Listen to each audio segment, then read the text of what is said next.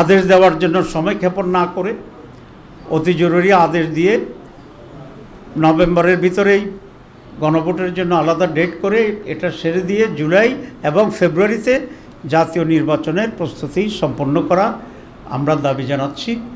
এবং যদি সময়ক্ষেপণের টেকনিক করে যদি অন্য কিছুর দিকে যাওয়ার চিন্তা হয় তাহলে আমাদের সব নির্বাচনকেই এটার উপর একটা চাপ পড়ার আশঙ্কা আমরা সেটা করছি। আমরা ওনাদেরকে বলেছি, ইলেকশন কমিশনের ব্যাপারে বলেছিল, আমরা বলছি ইলেকশন কমিশনকে আমরা সিসি ক্যামেরা প্রত্যেক কেন্দ্রে দেওয়ার জন্য এটা আমাদের দাবি। শুধু যেখানে ভোট দেবে প্রাইভেসি সেই জায়গাটা সিসি ক্যামেরা আওতায় থাকবে। অনেকে এটা বিরোধিতা করছেন, কেন বিরোধিতা করছেন আমরা এটা জানি না। কারণ সিসি ক্যামেরা দিলে মানুষ দেখলে হাঙ্গামা হচ্ছে কিনা দেখলে অসুবিধার কোথায়। সুতরাং যারা বিরোধিতা করছে তাদের নিয়তের ব্যাপারে আল্লাহ ভালো জানে, আমি কিছু কমেন্ট করলাম না। তো সুতরাং আমরা অবাধ ও সুষ্ঠু নির্বাচনের জন্য সিসি ক্যামেরার ইমপ্লিমেন্টেশন চাই। আমরা বুথ কেন্দ্রে army, BGB, RAB, police, answer যতগুলো এনফোর্সিং অথরিটি আছে সকলকে প্রত্যেক কেন্দ্রে ডেপ্লয়মেন্ট চাই, থাকবে। পুলিশ যেরকম থাকে এরকম থাকবে। আগে আর্মিরা থাকতো স্ট্রাইকিং ফোর্স হিসাবে, এবার স্ট্রাইকিং ফোর্স হিসাবেও থাকবে, আবার কেন্দ্রে ডেপ্লয়েড থাকবে, মানে কেন্দ্রীয় তাদের অবস্থান থাকবে। আমরা এটা দাবি করছি ইলেকশন কমিশনকে, কারণ আমাদের লক্ষ্য হচ্ছে ফেয়ার ইলেকশন। যত টাইট করা যায়, যত নিয়ম করা যায়, যত স্বচ্ছ করা যায়, যত ট্রান্সপারেন্ট করা যায়, যত জবাবদিহিমূলক করা যায়, সবটার পক্ষে বাংলাদেশ জামাত ইসলাম। কারণ আমাদের কোনো নিয়তের কোনো নেই, কি বলে, খাদ নেই, নিয়ত সহি, ঠিক আছে।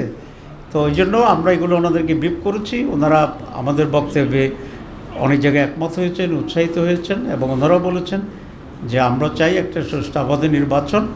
এবং ওনারা জানতে চেয়েছে যে কমনওয়েলথের অবজারভার বাংলাদেশে আমরা চাই কি না। আমরা বলছি মোস্ট ওয়েলকাম। আমরা শুধু কমনওয়েলথের অবজারভার না, আমরা যে কোনো বিদেশ থেকে অবজারভার যদি আসে তাদেরকেই জামাত ইসলামী ওয়েলকাম জানাবে। তো এ সমস্ত বিষয়ের উপরে আমরা আজকে কথা বলেছি। এখন যিনি আজকে কমনওয়েলথের এই প্রি ইলেকশন অ্যাসেসমেন্ট কমিটির সাথে এখানে আছেন, সেটা লিন্ডফোর্ড অ্যান্ড্রুইজ, উনি এখানে আপনাদেরকে এখন সংক্ষিপ্ত অ্যাড্রেস করবেন। উনি রাজি হয়েছেন যে উনি কথা বলবেন। তারপরের মাধ্যমে আমাদের প্রেস ব্রিফিং আপনাদেরকে ধন্যবাদ দেওয়ার মাধ্যমে শেষ হয়ে যাবে। উনি বক্তব্য দিয়ে তারপর আমি প্রশ্নের জবাব দেব। Please now brother Andrews. Yes, good morning everyone. Thank you Dr. Tahir.